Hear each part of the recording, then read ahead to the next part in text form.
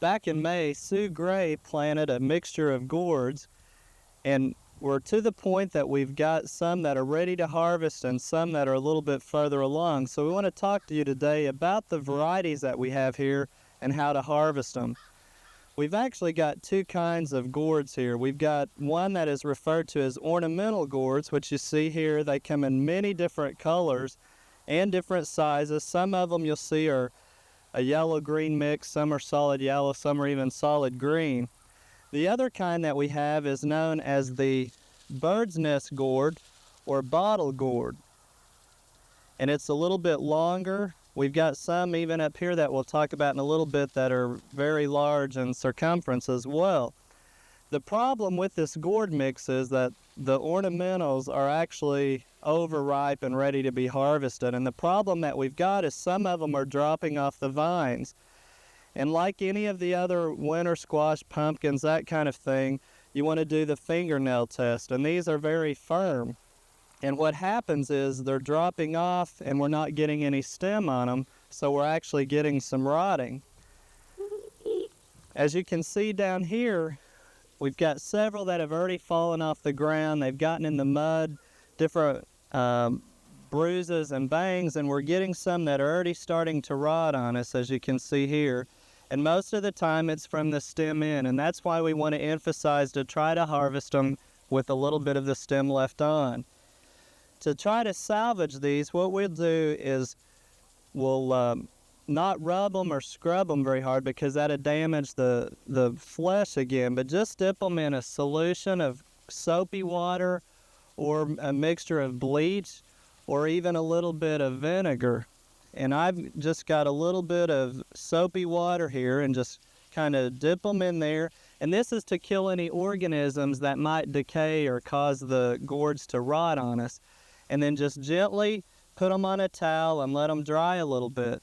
When you store them, make sure there's plenty of air circulation around them and make sure that it's well ventilated and not too hot. The gourds, as you can see, are very pretty, and we'll make some ornamental baskets later on in the season, but our other ones that we have here are not ripe.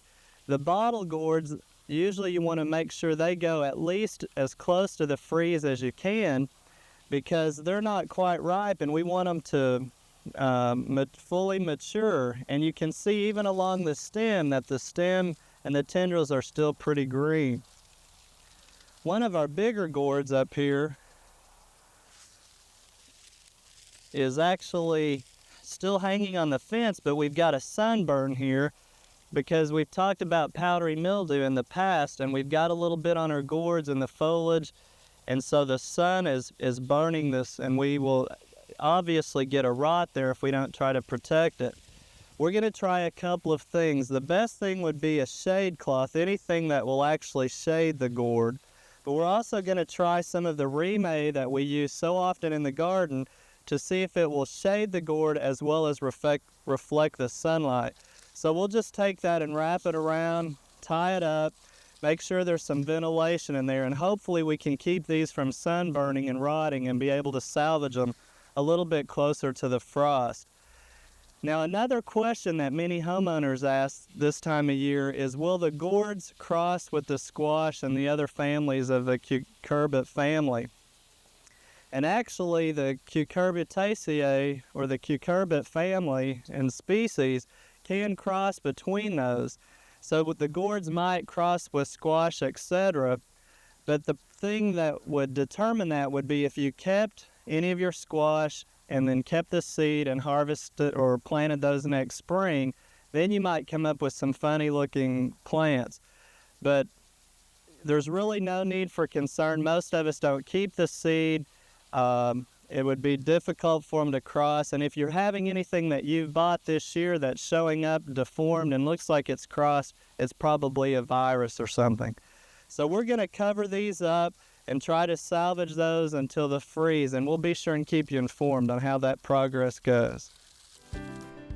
We hope you've enjoyed this classic from the Oklahoma Gardening Vault. Remember, even though these tips and techniques are timeless, there's always something new to learn in the world of gardening. By subscribing to both Oklahoma Gardening and OK Gardening Classics, you'll have access to a wealth of gardening knowledge, both classic and contemporary.